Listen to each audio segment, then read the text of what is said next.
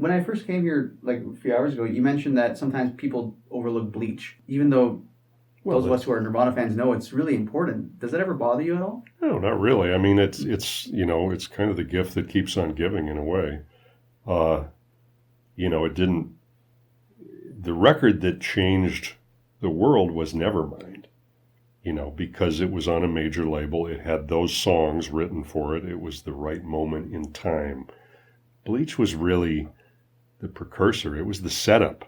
It was the foundation. It was the, putting the door open, getting your foot in the door is what it was, Bleach is not Nevermind. It doesn't sound like Nevermind. It's a different iteration of the band. It's a different artistic intention. It's a hard rock record. It's not a pop record except for About a Girl. Mm-hmm. The intent was different. So it's the Bleach version of Nirvana. It's that version of the band. Mm-hmm. It's complete and consistent in and of itself, but I mean, it was not intended to be a world-changing record. Mm-hmm. So I'm just glad it sounds as good as it does, considering how quickly we made it. I've said that before. Yeah. What did you think of Nevermind as an album? Because it's very polished in comparison to both Bleach and In Utero. Did you enjoy that record? It's the least interesting Nirvana record for me. The production puts me off a little bit. It's a little too safe. Aside from the first two songs, I was never that interested in the record musically. Because the songs have never appealed to me as much. It's like a little bit lightweight. The production's a little too polished. It just feels a little too perfect to me. I enjoy In Utero much better because it feels like the actual band that I remember. And Nevermind feels a little bit like one step removed from the band as I remember them. It's a little too perfect, But Teen Spirit, the whole reason the record exists is that song.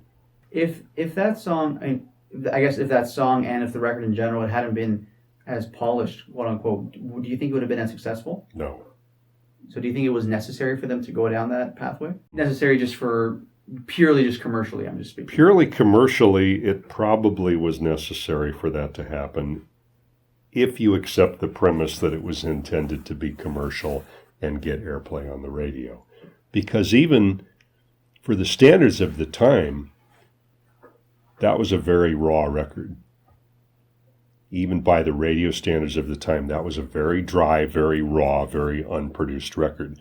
Now, to our standards as indie rock people, that was a very slick recording. But I remember at the time hearing it on the radio and thinking, well, this is a little rough around the edges for something to be on the radio. I wonder if it's going to succeed, Because I remember hearing Teen Spirit for the first time and thinking to myself, oh, his voice cracks at that one spot.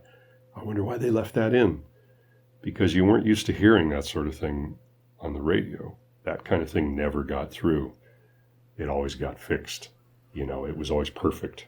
What you heard on the radio was flawless and smooth and didn't have rough edges. And Teen Spirit has some rough edges in it in the singing that we don't even notice now. They're just so, you don't even hear it. Even now when I hear the song, I don't hear anything. But I remember at the time hearing it and going, oh, they let that little thing through.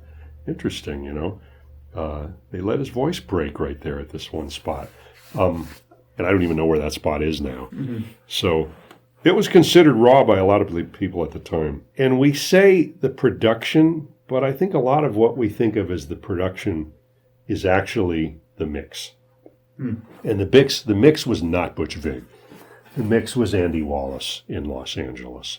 And Andy Wallace was a very established, very much kind of record business establishment sort of mixing engineer who does marvelous mixes. I mean, those Rage Against the Machine records, they sound incredible. One of my favorite Faith No More records, King for a Day, was mixed by Andy Wallace. The guy has an outstanding resume of incredible records that he's mixed. So, he applied the... Now, I don't know if drum samples were used. I have no idea. I've never got this question answered. I don't know if drum replacement was done during the mix. Someone else might know that. I have no idea. I've always been curious. Because Dave Grohl is one guy who you don't need to replace his drums. But for a big record production, I don't know. I just don't know what they did. But I think a lot of what we're talking about when we talk about the production, and a lot of what people talk about when they talk about how something is produced, what they mean is how it sounds. And 60% of how it sounds is you're probably hearing the decisions that the person mixing it made while they were mixing to present it in this way instead of that way. Mm-hmm. Obviously it has to be a good recording. The artistic part of it is the responsibility of the record producer. He gets the performances as good as they can be and captures the sounds, if he's an engineer, captures the sounds as good as they can sound. Mm-hmm. But the person who puts it all together into a thing that jumps out of the radio, that's the mixing engineer. So the mixing engineer is actually responsible for a lot of that slick feel that we comment about sometimes. So Butch Vig, the guy who did Killdozer, Andy Wallace, the guy who did Rage Against the Machine, which one is going to make a slicker mix? Yeah. I couldn't have mixed it, like that. I probably would have made it sound more like In Utero if I was the one mixing it. It's an aesthetic decision that you make. Nevermind had to be slick in order for the radio programmers to accept it. Mm-hmm. Because that was what the major label was trying to have happen. That's very interesting. It's unfortunate. It would be interesting to hear a remix of Nevermind someday. Kind of the way that the Let It Be Naked thing that they did with the Beatles. Mm-hmm. I'd love to hear somebody do that with Nevermind. It would be entertaining. Maybe you could do that. Don't hold your breath. When Nevermind blew up the way it did it catch you off guard, or was there anybody expecting it to take off like that? Nobody was expecting it to take off like that. We knew they were a good band, but nobody was expecting Smells Like Teen Spirit to take off like it did. And that was one of the songs they had not demoed before. I had heard the demos that they did of some of the songs with Chad Channing. Kurt gave me a copy of it. They demoed some of the songs for Nevermind while Chad was still in the band. So this would have been, 1990, when they were trying to get a deal to get off Sub Pop and get onto a bigger label. They were handing out cassettes of some of that material because they somehow convinced Sub Pop to send them out to record with Butch Vig while Chad was in the band. And they didn't record a full album. I think Sub Pop thought they were making the follow-up to Bleach. Mm-hmm.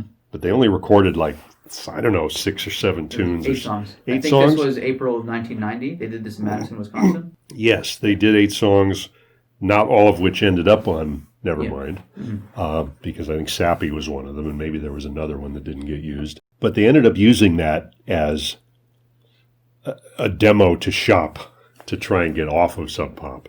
And they gave me a copy of it. I had a cassette of it, actually. Thanks for watching, guys. If you like what you see, make sure to subscribe for more. All the videos on this channel are original. I'm the one conducting all the interviews and editing all the videos together. So if you guys like what you see and you want to support, the best way to do so is honestly just to subscribe. Lots more to come.